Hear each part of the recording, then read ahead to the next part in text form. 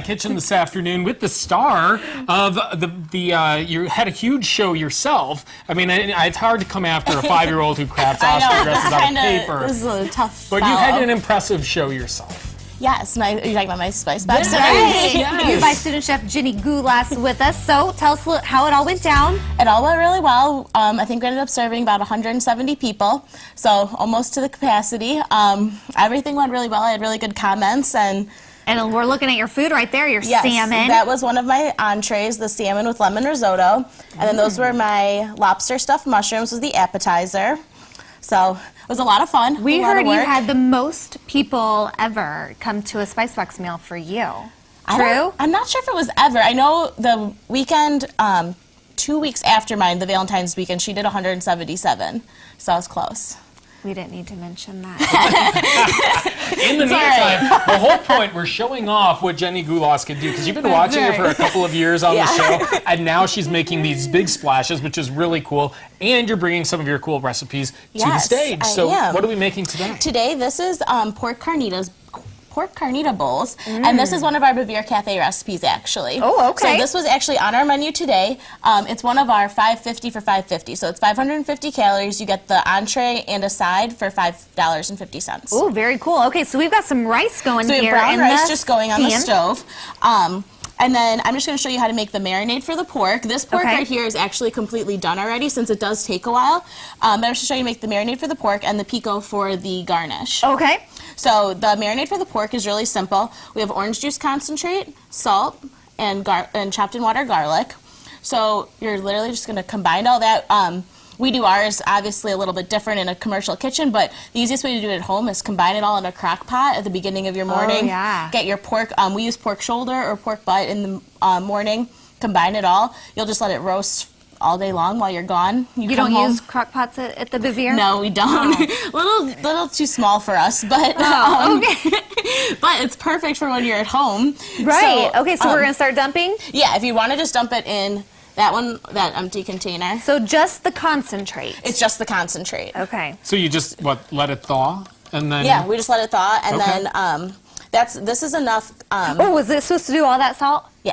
Okay. Because I know we usually go overboard on. I was like, oh, that looks like a lot of salt there. I didn't think about it. Jenny always apportions everything because she knows that I'm not exactly the best helper. So, smart girl. But then, so this marinade, it doesn't look like a lot. Then what you would do is pour that over your meat in the crock pot, add about 3 to 4 cups of water. And then the oranges, you're just going to lay those in your crock pot to get the flavor, and then you'll end up pulling them out just like you pull like bay leaves or something in a marinade. Right, so what do we need to do with these now? I guess really nothing. Oh, eat them? You can eat them. You can definitely eat them. We can use them for a garnish later, whatever. Okay. And then our other garnish is the pico de gallo. Do I need to stir this? Yeah, sure. I mean, it's not really going to do anything since the pork's already done. I was just showing you how to make it. Again, Jenny, we didn't need time for that. You're really helping though. Never mind. Secrets.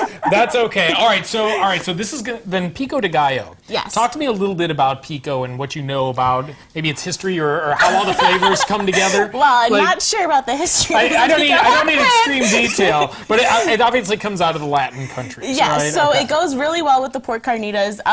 The carnitas are actually like.